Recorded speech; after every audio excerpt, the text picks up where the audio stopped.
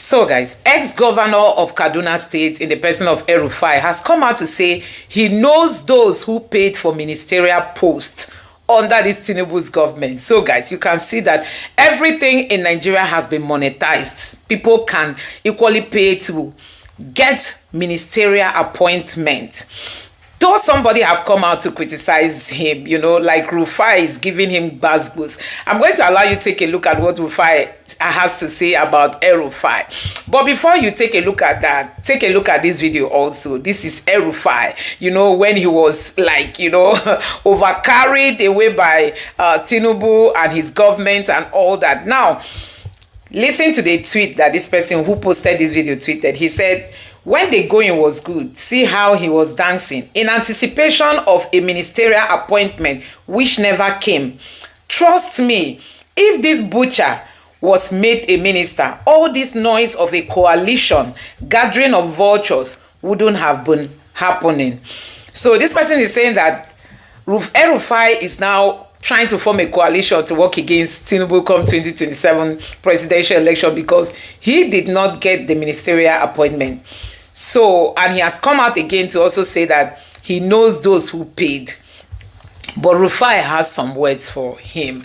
I want you to take your time and watch the reaction of Rufai about El-Rufai coming out to say that he knows those who paid for ministerial appointment. Take a look. A former governor of Kaduna State, El-Rufai, who had since risen against the government of the day yesterday, said he knew those who paid to be made ministers under President Bola Tinubu. When asked if Tinubu betrayed him, El-Rufai said, and I quote, "No, he betrayed himself," end of quote. On whether he had regrets supporting Tinubu to becoming president, he said, "Well, I can't say I regretted, but I am disappointed."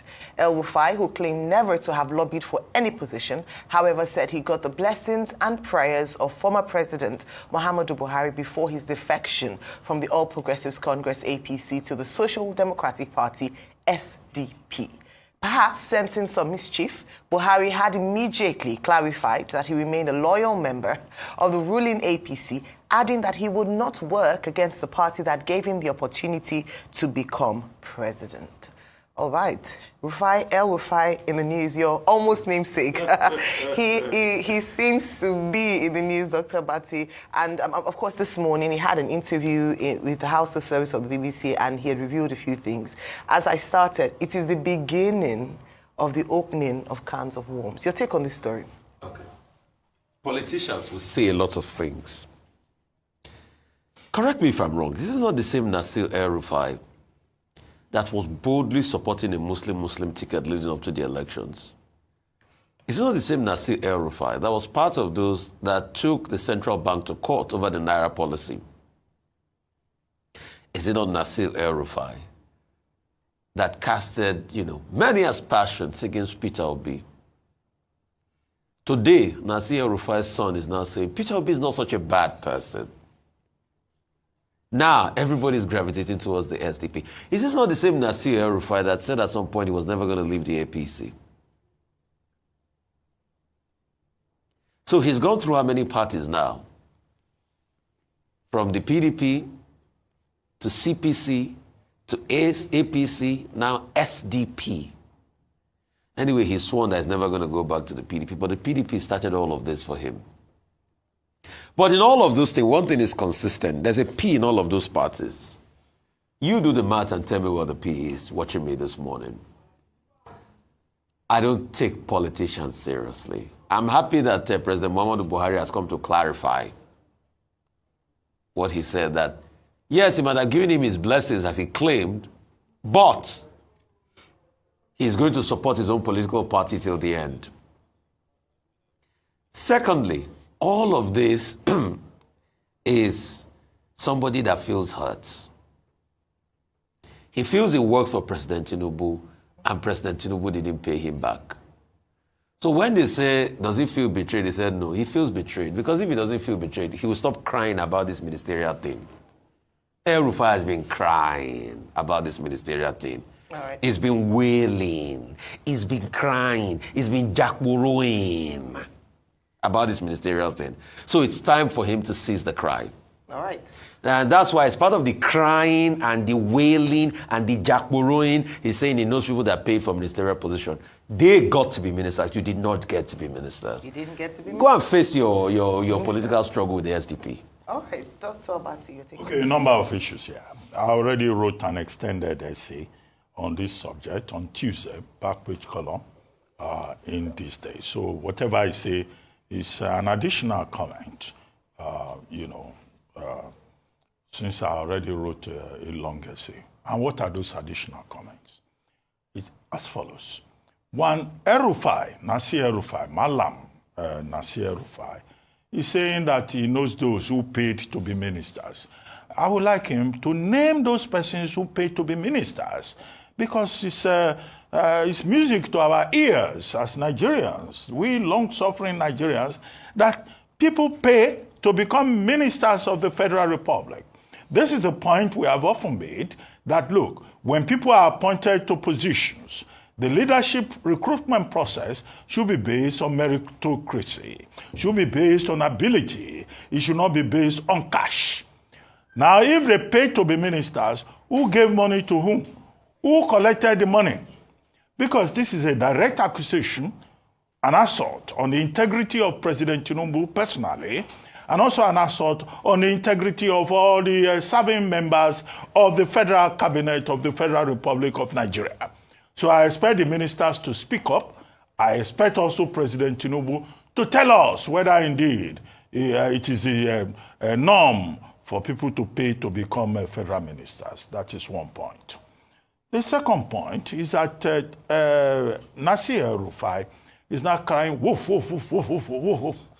This is the same man who 3 years ago, on the pages of Leadership newspaper, you can Google it, he says that he will remain in APC till he dies. Yes, he said so. That story is there. Yes. Now, what was his argument at that time? He said he was one of the 37 original members that formed the APC. The APC, you know, of course, is a special purpose vehicle. At the time it was created in 2013, 2014, bringing together, the aggrieved members of the PDP who call themselves New PDP, led by Senator Bukola Saraki, the CPC, the ACN, led by President Tinubu, some faction of the AMPP. They all came together, and their mission at that time was to remove President Jonathan from power. Is this nemesis, that we're seeing in terms of the disemboweling of the All Progressives Congress? That's the second point. The third point is that Malam El-Rufai is saying that he didn't beg for the position. I think he's right on that score, because President Tinubu promised him publicly at an event in Kaduna. He said at that time that he wanted to go for further studies abroad, right? And the president said, you are going nowhere, I'm going to make you a minister. The only man who was so honored publicly. And then at the end of the day, they came and said security reports did not favor him. His own friend and former partner and brother and colleague is a national security advisor. So how did under Malam Nuhu Ribadu's watch, they arrived at the conclusion that Nasir El-Rufai is a risk, a security risk to Nigeria? I think fair is fair. On that score, he has every reason to be aggrieved, to be angry. My next point is about this coalition, this toing and froing. He has been meeting with all kinds of disgruntled politicians here, either in Lagos or in other places. I do not think that this idea of a grand coalition that they are putting together, I don't think is likely to work. Again, because of Malam El-Rufai's own limitations, and also because of the ambitions of all these parties who say they want to take over power from President Tinubu. They should know that President Tinubu is an old fox in this game. Somebody came on this program and called him master of the game. He's not going to fold his arms and allow people to just push him out of power. All of us must be realistic in that regard. But I think that the drama, the disemboweling, the revelations are useful for the political education of many Nigerians who just listen to the sensation and do not know anything beyond the headlines. All right, just a few more words to add to this, and that is that he actually said, it's the party like food.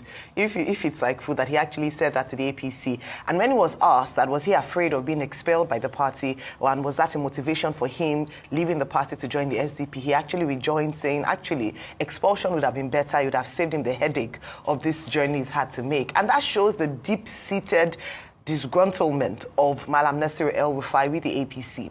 He's continued to maintain that the reason for his grouse is largely because the APC has moved away from its progressive ideology and is now more focused on, he talks about it, personal gain, personal, favors, and the fact that people are rewarded just, boy no boy, someone knows somebody, and that those who actually worked for the party and are being maligned, are forgotten, are left behind, and that's one of his biggest grounds. He took us down memory lane with that interview, talking about the reasons why he supported the current president, one of which was that some Muslims from the Southwest had come to him to say that they felt like they had been sidelined in the grand scheme of things when it came to leadership in Nigeria. The second part of it being that, in the spirit of fairness, the last election also have been zoned to the south, and so he had to support the president. But following that, things have then gone downhill, of course, with that infamous pulling out of his name from the ministerial screening as a result of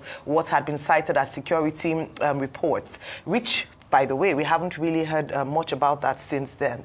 But the issue now, of course, as we look forward to 2027, even though some people had opined that it's too early to begin to talk about 2027, but I think with what's playing out in the political space in Nigeria currently, the conversation is certainly rife. We're seeing a number of political figures making political moves and publicly declaring as to which party or what party they're going to align with. SDP seems to be a leader in this, and you can understand why. The PDP is in disarray currently, and they're trying to get their acts together, so it doesn't look very appealing. And then the PDP within itself have some strong people who I'm not sure how easy it would be to relinquish their ambition to becoming presidential candidates of the party. The Labour Party on its own is also currently facing internal disputes, and so it's not very attractive. And of course, they also had their leading presidential candidates in the last election, and so these figures who are perhaps looking for the top job in 2027 are looking away to these other parties, and SDP is becoming a lot more attractive. I think it's important to note that he mentioned that he did have some godfathers, but he would not want to mention their names. So one principal person that he speaks to before making any critical political decision is former President Muhammadu Buhari. That also speaks to the lingering influence of the former president, especially in the north, and the fact that he's still being consulted. He said he's a statesman now. He's no longer a politician, and so he will just leave. But he has affirmed his role as an APC, bona fide APC member. He also talked about Pastor Tunde Bakari. And that's a name that perhaps we should maybe look at come 2027. Is he going to play any role in the political activities of 2027? Because he had said it was actually Pastor Tunde Bakari who dragged him or who brought him into the APC at the time. So what role would he play in 2027? Does this make the SDP a stronger party? What does this mean for opposition in Nigeria and their challenge to the APC come 2027? And this is what a number of people have said, that if this coalition doesn't work as a result of the personal ambitions of the individuals involved, it might just again pave a smooth sailing ride to Aso Rock for the next 4 years, for a second term for the APC. Because when these parties are in disarray, in terms of all these opposition parties, it only makes it stronger for the APC to have a clear, a smooth ride come 2027. So they need to get their acts together. Perhaps people have to put their personal ambitions aside in the interest of Nigeria and the people of Nigeria. But I laugh at that because we all know what that is at the end of the day. A lot of these leaders, unfortunately, put themselves first ahead of nation building. So let's see how that plays out. Could this be perhaps an indication that the APC is about to get another smoother journey into the Aso Rock as a result of the political shenanigans happening in all these other opposition parties? So guys, you have seen that everything in Nigeria has been monetized. I mean, if somebody wins, instead of going for people who have the expertise, people who can actually do the job, they go ahead to sell these positions to other politicians. You know, even after they know that they will be entering into office to start stealing from the little resources Nigeria has, they will still want to collect money from people before appointing, giving them you know, all kinds of appointments. That's to tell you that the whole system has been monetized. And I think this is time for Nigerians to start raising some alarm over what is happening in this country. One keeps wondering if, like INEC, can ever allow Nigeria to vote and elect a credible leader, because we've got to stop all these things, and it takes somebody who is outstanding to confront the system. You can imagine that people are paying for ministerial job. No wonder Tinubu's government is failing. No wonder Tinubu's government is failing. They paid, they bought the position, and now see the result they are giving. The result is nothing to write home about. No wonder the Tinubu's government is failing. People paid to obtain ministerial position. They were not judging based on expertise. They were judging based on who has the best offer. Now they've collected money and the economy is crumbling. Businesses are leaving Nigeria. Recently, a report says 7.2 million businesses have shut down. No lights, no electricity. The telecom tariff is up. Everything is up in Nigeria because people paid to get to these positions. Anyway, guys, let me know what you think about this in the comment section below. Please don't forget to subscribe to the channel, turn on the notification bell. Please give this video a like so that YouTube can recommend it to others. And let me know what you think about this in the comment section below. Thank you.